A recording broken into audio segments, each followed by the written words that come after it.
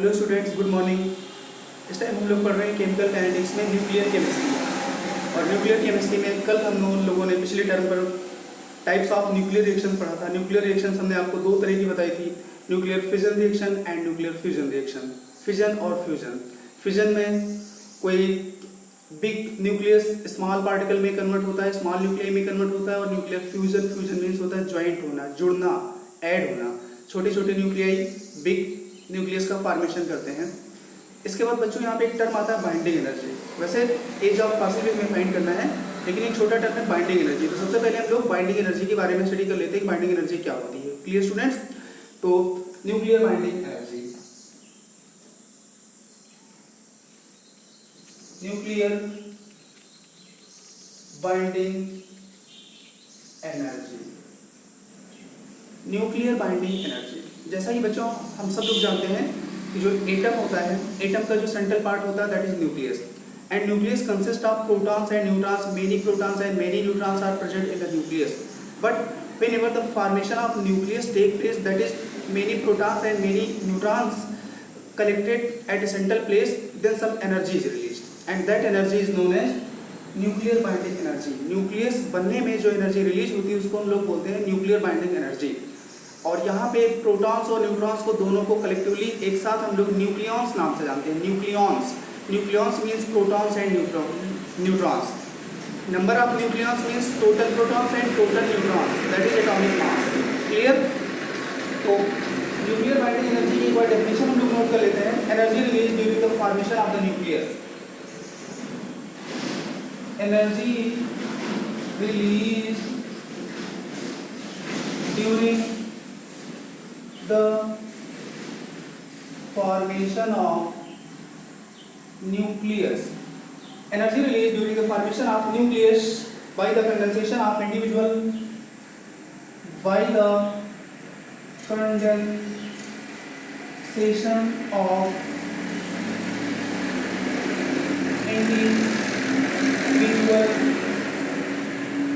nucleons. I repeat, energy released during the formation of nucleus by the condensation of individual nucleons. Nucleons means protons and neutrons. Individual proton और individual neutron जब collect होते हैं एक central place पे, तब nucleus का formation होता है। और इस फिनोमेना में जो एनर्जी रिलीज होती है उस एनर्जी को हम लोग बोलते हैं न्यूक्लियर बाइंडिंग एनर्जी। क्या बोलते हैं? Nuclear binding energy. अब ये न्यूक्लियर बाइंडिंग एनर्जी का मैग्नीट्यूड हम कैसे फाइंड करते हैं, क्योंकि न्यूमेरिकल्स में हमें मैग्नीट्यूड पूछा जाएगा। तो बाइंडिंग एनर्जी का जो मैग्नीट्यूड होता है, binding energy is equal to binding energy, या इसी को हम लोग बोलते हैं nuclear binding energy. Binding energy होता है mass defect and its symbol is delta m. Mass defect into 1931 million electron volt. ठीक, binding energy, nuclear binding energy को जो मैग्नीट्यूड हम कैसे फाइंड करते हैं? Mass defect that is delta m into 931 million electron volt. Clear? अब ये जो मास डिफेक्ट है ये हम कैसे फाइंड करते हैं? मास डिफेक्ट के लिए हम लोग देख लेते हैं कि मास डिफेक्ट हम लोग कैसे फाइंड करते हैं। Mass defect that is delta M equals to mass defect delta M is equals to total mass of protons plus total mass of neutrons minus atomic mass. Total mass of proton, total mass of proton कैसे find करेंगे? Mass of one proton into number of proton, plus total mass of neutron कैसे find करेंगे? Mass of one neutron into number of neutrons. तो ये हो गया total mass of proton plus total mass of neutron minus atomic मास। जो element का atomic mass given होता है इसके डिफरेंस को हम लोग बोलते हैं मास डिफेक्ट। क्लियर? तो total mass of protons, total mass of protons plus total mass of neutrons, total mass of protons plus total mass of neutrons minus atomic mass. Minus atomic मास। इस तरह बच्चों हम लोग फाइंड करते हैं mass defect. Total mass of protons कैसे find करेंगे? Mass of one proton into number of protons. Total mass of neutrons कैसे फाइंड करेंगे? Mass of one neutron into total number of neutrons, ये हो जाएगा माइनस एटॉमिक मास। तो proton का one proton का मास और वन न्यूट्रॉन का मास आप सबको पता है, और वो वैल्यू यहाँ पे पुट कर देंगे। क्लियर? तो बाइंडिंग एनर्जी आ जाएगी डेल्टा एम यहाँ पे पुट कर देंगे इनटू 1931 से आज आंसर आ जाएगा मिलियन इलेक्ट्रॉन वोल्ट में। क्लियर? कभी कभी बच्चों आपसे पूछा जाता है binding energy per nucleon.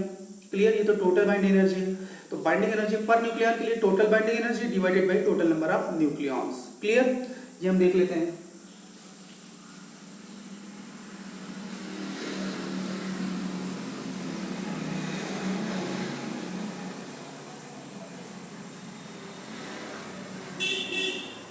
Binding energy per nucleon,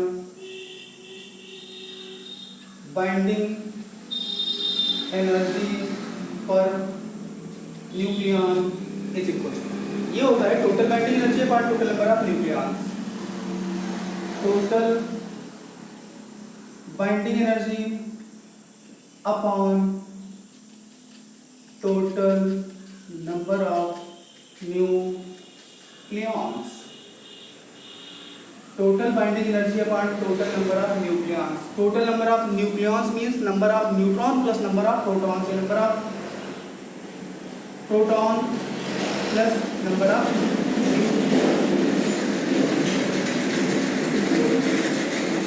इस तरह स्टूडेंट लोग फाइंड कर लेंगे total binding energy upon total number of nucleons. Nucleons means total number of protons plus total number of neutron. ठीक है? ये बच्चों ये न्यूक्लियर बाइंडिंग एनर्जी का टॉपिक था। इसके बाद जो हम लोगों ने कल बात किया था एज ऑफ फॉसिल, कोई भी पुरानी फॉसिल है, ठीक, उसकी एज हम लोग कैसे फाइंड करते हैं साइंटिफिक वे में। तो उसके दो मेथड यहाँ पे दिए गए हैं, एक हमारा है कार्बन डेटिंग मेथड, दूसरा है यूरेनियम डेटिंग मेथड। तो हेडिंग हम लोग नोट करते हैं calculation of age of fossils.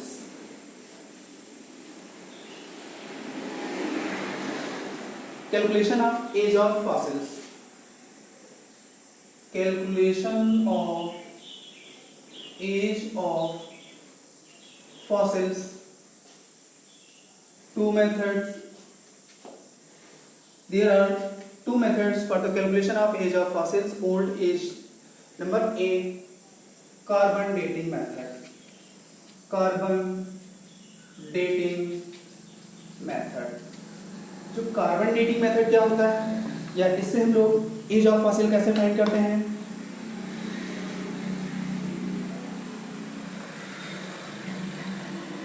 तो इसके लिए बच्चों कार्बन डेटिंग मेथड, यह इसका पूरा नाम है radio active carbon dating method. पूरा नाम अगर आप लिखना चाहो तो यहां पे लिख लो radioactive carbon dating method. Carbon की एक आइसोटोप दैट इज C14, वो क्या होता है? रेडियो एक्टिव एलिमेंट होता है, और जितनी भी लिविंग ऑर्गेनिज्म है, चाहे वो प्लांट्स हो चाहे एनिमल्स हो, उसमें जो भी कार्बन पाया जाता है वो कार्बन C14 के टर्म में ही पाया जाता है, C12 नहीं पाया जाता। ये हमें बाय थ्योरी पता होना चाहिए। तो इसको हम यहाँ पे एक पॉइंट में नोट कर लेते हैं। क्लियर?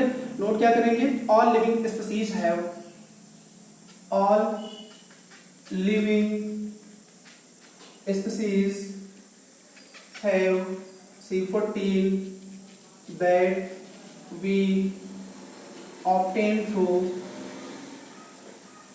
natural series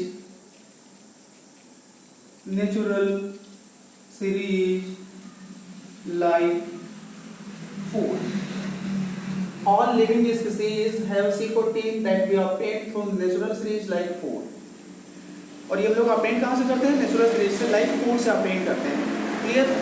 ये बात हमको पता होना चाहिए। दूसरा पॉइंट बच्चों ये है, in an organism C14 by C12 ratio is constant। किसी भी लिविंग ऑर्गेनिज्म में C14 और C12 भी होता है, दोनों का जो रेशियो होता है वो हमेशा क्या होता है? कांस्टेंट होता है, रेशियो वेरी नहीं करता है। ठीक है? अगर C14 ज़्यादा हो गया तो उसी रेशियो में C12 भी बॉडी में ज़्यादा हो जाएगा, लेकिन उसका रेशियो क्या रहेगा? हमेशा कांस्टेंट रहेगा। क्लियर? तो in an organism C14 by C12 ratio is constant. Next, when an organism died, then its time of fossilization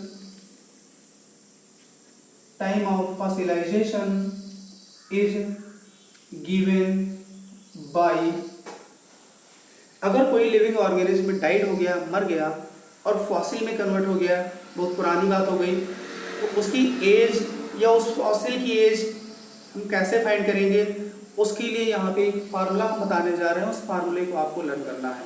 clear? और ये रेडियो एक्टिविटी फिनोमेना है। Radio activity phenomena first order kinetic को follow करती है, तो इसमें हम integrated rate equation first order हम फॉलो करेंगे स्टूडेंट्स। ठीक है, तो इक्वेशन हम नोट करने जा रहे हैं, उसको आपको देख लेना है और उसी इक्वेशन पे आपको न्यूमेरिकल सॉल्व करना है। ठीक है, तो पहले आप इतना देख लो, इसमें कहीं कोई डाउट हो तो आप पूछ लो।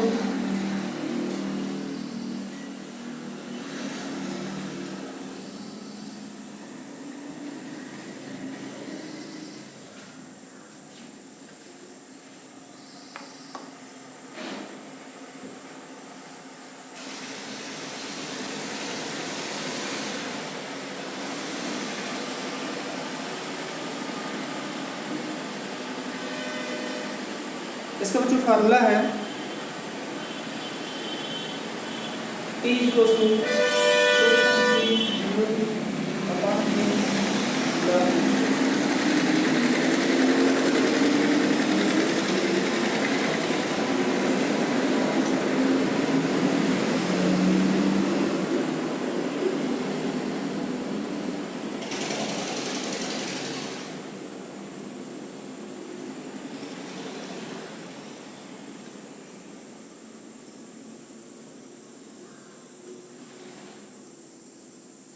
अगर कोई भी एनिमल डाइड हुआ है, ठीक, फॉसिल में कन्वर्ट हो गया है, उस फॉसिल की एज हम लोग फाइंड करेंगे।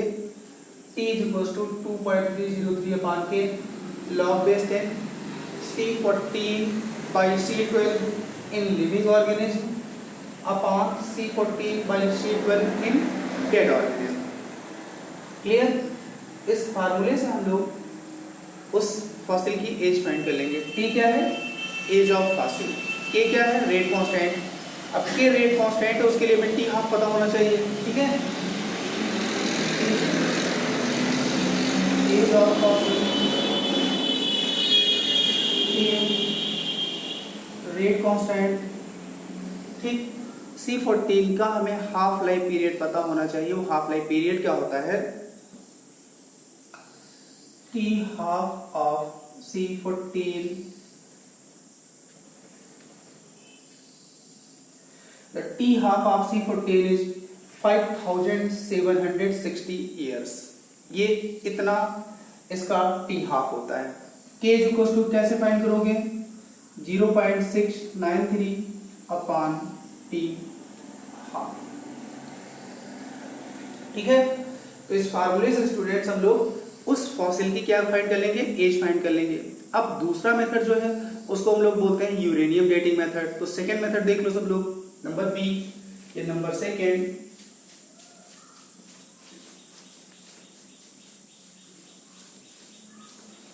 Number second, uranium dating method. Uranium dating method. Uranium dating method में, ठीक है, मान लो हमें एक यूरेनियम का पीस ऑपरेट हुआ है, और कैसे ऑपरेट हुआ है? By the digging of earth, earth की खुदाई करने से। तो एक पॉइंट हम इसको हमें कंसीडर करना पड़ेगा, वो हम नोट कर रहे हैं। Let a piece of uranium, let a piece of uranium obtained bye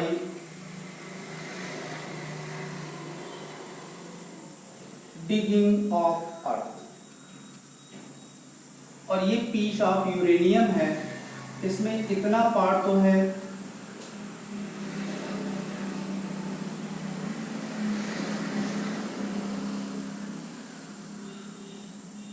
ठीक है, इतना पार्ट है 92 यूरेनियम 238, लेकिन इसका इतना पार्ट जो है वो लेड में कन्वर्ट हो चुका है, क्योंकि यूरेनियम का कन्वर्जन बच्चों लेड में होता रहता है टाइम टू टाइम। क्लियर? तो इतना पार्ट यूरेनियम का किसमें कन्वर्ट हो चुका है? लेड में। लेकिन स्टार्टिंग में जब ये रॉक बनी हुई होगी उस टाइम ये जो लेड पार्ट है ये भी यूरेनियम ही रहा होगा। तो इनिशियल अगर अमाउंट यूरेनियम की बात करें तो इनिशियल अमाउंट यूरेनियम में ये पार्ट भी आएगा और ये पार्ट भी आएगा। और आज के डेट में यूरेनियम कितना है? सिर्फ और सिर्फ ये पार्ट बचा हुआ है। क्लियर? अब हम यहाँ पे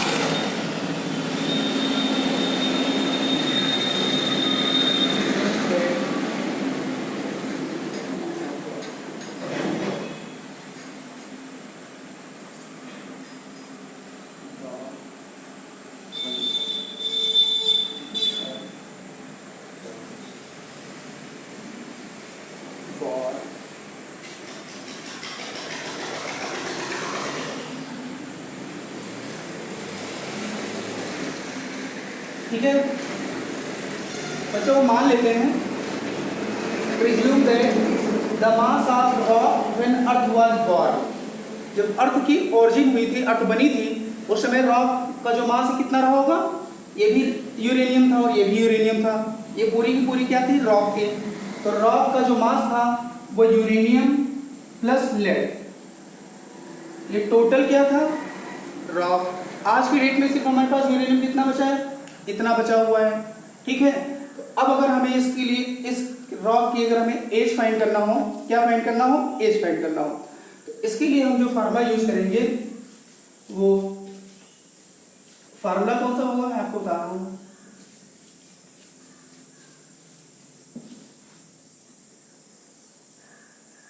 as of rock T 2.303 upon के log base 10, 92 uranium 238 82 Pb 206 upon 92 uranium 238।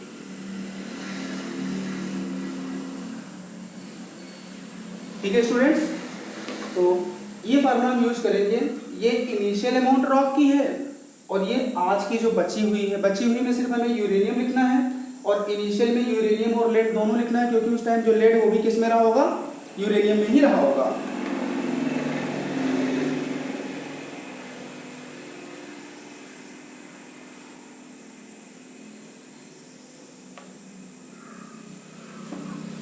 अब बच्चों यहाँ पे के को कैसे फाइंड करेंगे? तो कि के के लिए हमें टी हाफ यूरेनियम का पता होना चाहिए। ठीक है, तो यूरेनियम का जो टी हाफ है,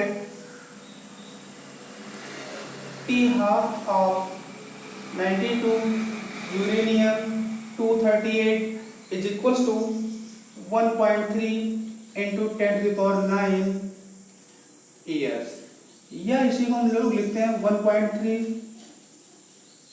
बिलियन ईयर्स। एज ऑफ अर्थ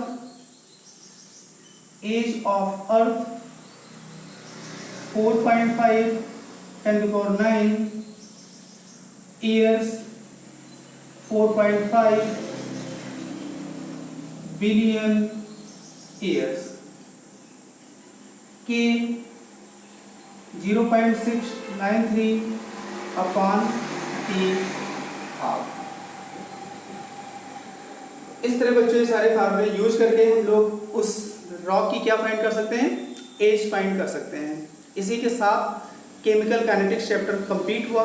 अब इसके बाद हम लोग कुछ डिफरेंट वैरायटी के मिसलेनियस प्रॉब्लम सॉल्व करेंगे। तो numericals number 1,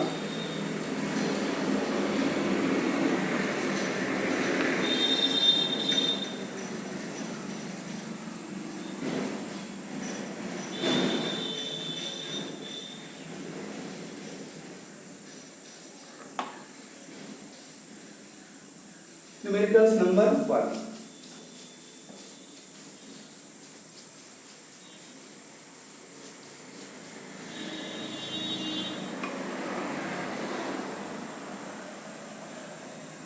numericals problem number 1 बच्चों, प्रॉब्लम नंबर 1 है the following data were obtained, the following data were obtained during problem number 1 the following data were obtained during the first order thermal decomposition of during the first order thermal decomposition of N2O5 gas N2O5 gas at constant volume, at constant volume, और इसकी reaction दी गई है 2N2O5 is equals to, इसका conversion होता है 2N2O4 प्लस O2, ठीक है। 2N2O5 का डिकम्पोजिशन किसमें होता है 2N2O4 प्लस O2 में, और इसके लिए डाटा क्या दिए हैं, total pressure in atmosphere, time in second,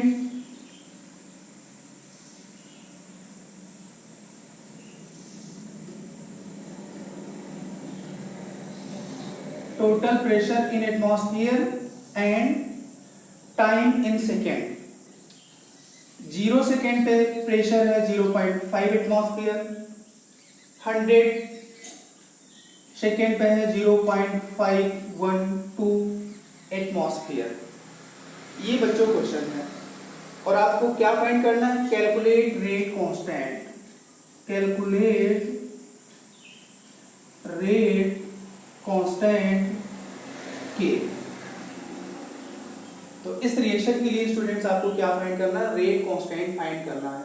एक बार क्वेश्चन को मैं फिर से रीड कर रहा हूं, the following data were obtained during the first order thermal decomposition of N2O5 at constant volume, 2N2O5 2N2O4 प्लस O2, टोटल प्रेशर 0 सेकेंड पे 0.5 एटमॉस्फेयर और 100 सेकेंड पे 0.512 एटमॉस्फेयर है, और आपको क्या फाइंड करना है, इस रिएक्शन का रेट कांस्टेंट के फाइंड करना है।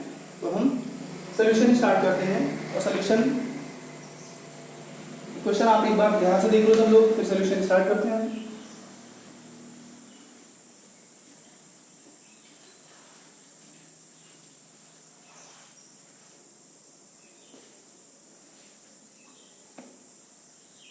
हो गया स्टूडेंट्स, चलो क्वेश्चन को हम रब कर रहे हैं।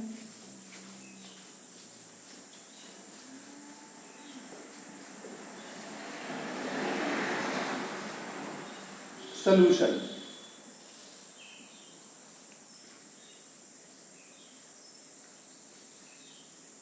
टू N2O5 2N2O4 प्लस O2 गैस। सबसे पहले बच्चों रिएक्टिंग पार्ट लिख लेते हैं, तो यहाँ पे रिएक्टिंग पार्ट क्या होगा, 2x और यहाँ पे क्या होगा, x होगा, t equals to 0 and t equals to time t। Starting t equals to 0 पे टोटल प्रेशर कितना था, 0.5 एटमॉस्फेयर था, 0.5 एटमॉस्फेयर 0 था, और ये क्या था, 0 था। एक t equals to t time में 0.5 माइनस 2x और x। Total pressure after time t कितना हो गया,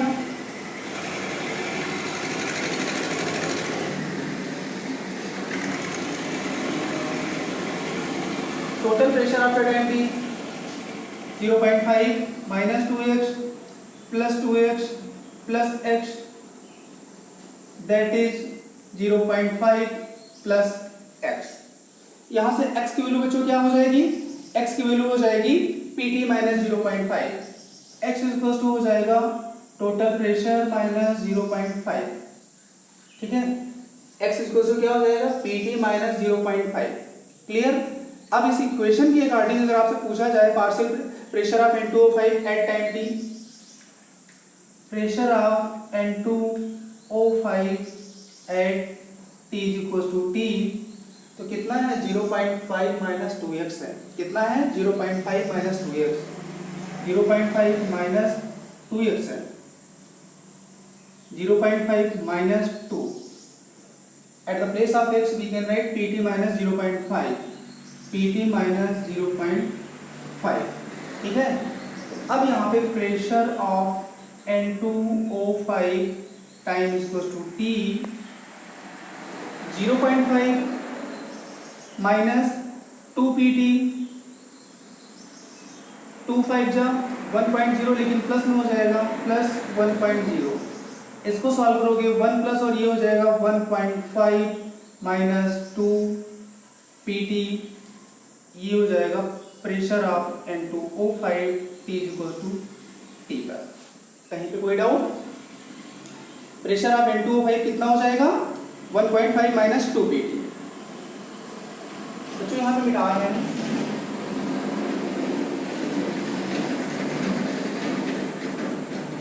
ठीक है। At t equal to 100 second, t equal to 100 second, total pressure है 0.512 एटमॉस्फेयर। कितना है 0.512 एटमॉस्फेयर है। तो प्रेशर ऑफ N2O5 उस टाइम पर कितना हो जाएगा 1.5 माइनस 2 इंटू 0.512 एटमॉस्फेयर। इसकी बच्चों जब आप वैल्यू सॉल्व करोगे तो वैल्यू 0.476 एटमॉस्फेयर आ जाएगा। तो ये है pressure of N2O5 at T equals to 100 second, और pressure of N2O5 initial time पे कितना था 0.5। अब हम इसमें integrated rate equation first order की हम क्या करेंगे, पुट कर देंगे। तो फर्स्ट ऑर्डर की बच्चों इंटीग्रेटेड रेट इक्वेशन पुट कर देंगे, तो K इक्वल्स टू हो जाएगा K is equals to 2.303 upon T log base 10 P naught upon PT of N2O5। N2O5 initial time का प्रेशर मतलब T इक्वल्स टू 0 पे, और ये कब का है T इक्वल्स टू 100 सेकेंड का है। ठीक है, 100 सेकेंड का है। तो K equals to 2.303 upon 100 log base 10। 0 पे कितना था 0.5 था, 100 सेकेंड में कितना है 0.476। इसको बच्चों जब आप सॉल्व करोगे कंप्लीट, हमने आपको log 2 log 3 log 4 बेसिक जितने भी log की वैल्यूज बता रखी है उन सब की हेल्प से ये log सॉल्व कर लोगे। log सॉल्व करने के बाद आपका आंसर आ जाएगा लास्ट में 4.98 into 10 to the power -4, 4.98 into 10 to the power -4, और यूनिट यहाँ पे लिखेंगे सेकंड इनवर्स, क्योंकि फर्स्ट ऑर्डर काइनेटिक्स है। फर्स्ट ऑर्डर के लिए जो के की यूनिट होती है वो टाइम इनवर्स होती है। टाइम यहाँ पे सेकंड है, इसलिए आंसर क्या होगा सेकंड इनवर्स। तो 4.98 into 10 to the power -4 क्या होगा सेकंड इनवर्स। ये आपका क्वेश्चन बच्चों सॉल्व हो गया। क्लियर, देख लो ध्यान से। अब इसके बाद क्वेश्चन नंबर 2 स्टार्ट होता है, number second.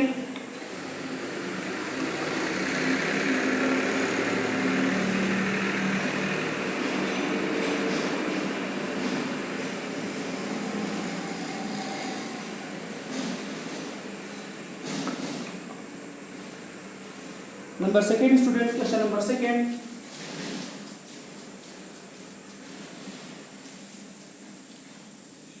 Problem number 2। Problem number 2 है the rate constant of reaction at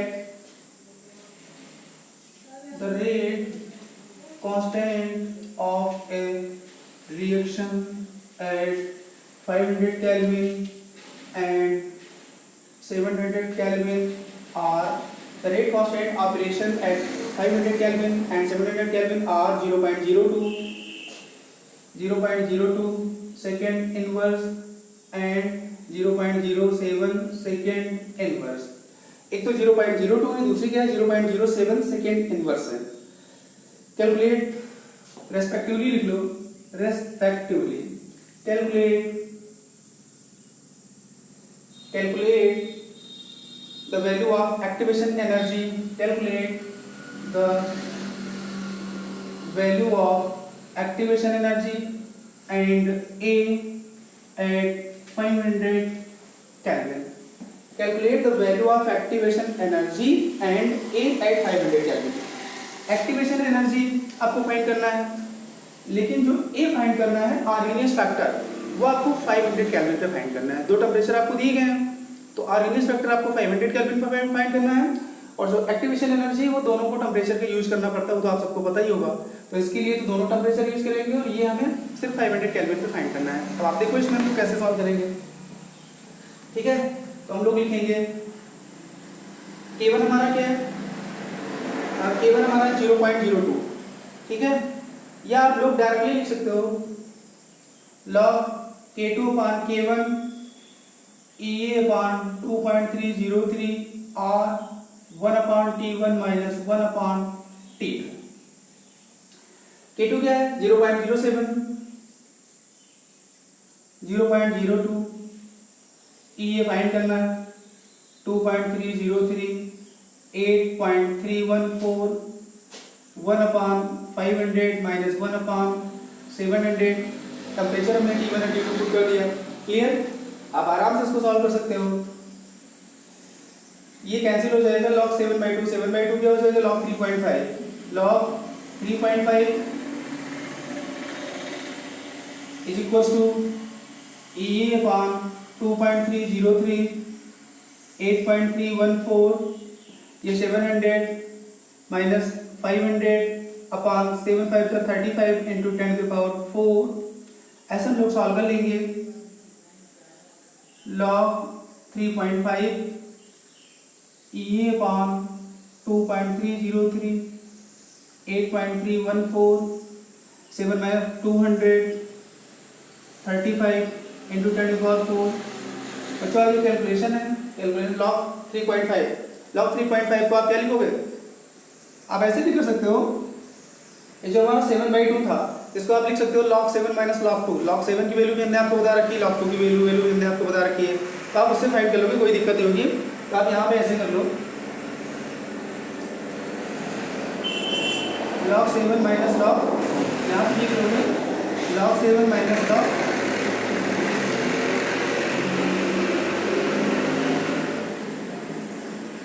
ठीक है 7/2 हो जाएगा। log 7 की वैल्यू भी आपको पता है, log 2 की वैल्यू भी पता है, log 7 minus log 2 हो जाएगा, log 7 minus log 2 हो जाएगा, log 7 की वैल्यू पुट कर दो, log 2 की वैल्यू पुट कर दो, यहाँ से एक्टिवेशन एनर्जी आप सॉल्व कर लो। लास्ट में आपकी एक्टिवेशन एनर्जी जो आएगी वो आएगी 18230 जूल पर मोल के आसपास एक्टिवेशन एनर्जी आ जाएगी। कितनी आ जाएगी 18230 जूल के आसपास एक्टिवेशन एनर्जी आ जाएगी। अब आपको क्या फाइंड करना है दोस्तों, ए की वैल्यू फाइंड करनी है, वो भी 500 डिग्री सेंटीग्रेड 500 केल्विन में फाइंड करनी है। उसको देखो हम लोग कैसे फाइंड करेंगे।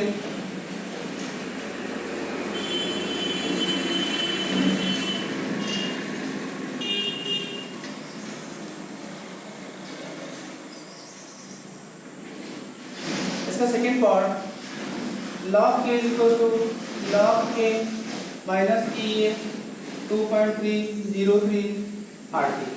log K is equal to क्या हो जाएगा log K plus EA upon 2.303 RT। log A is equal to log K। 500 kelvin पे log K की वैल्यू कितनी है 0.02 है। कितनी है 0.02 है। यहाँ पे लिखोगे log 0.02 प्लस एक्टिवेशन एनर्जी अभी भी आप लोगों ने फाइंड किया है 18230, 2.303, 8.314 और टेम्परेचर कितना है 500 केल्विन है। ठीक है, log 0.02 क्या लिखोगे 2/100 लिखोगे। log 2/100 क्या होता है log 2 minus log 100।